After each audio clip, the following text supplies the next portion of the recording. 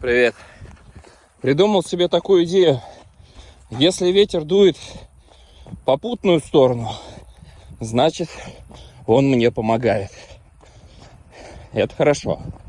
А если ветер дует навстречу ко мне, то это он мне помогает.